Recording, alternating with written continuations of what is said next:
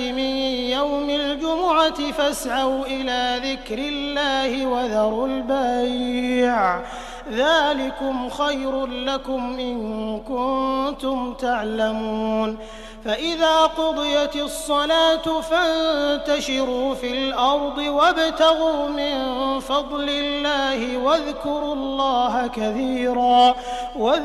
الله كثيرا لعلكم تفلحون وإذا رأوا تجارة أو لهوا انفضوا إليها وتركوك قائما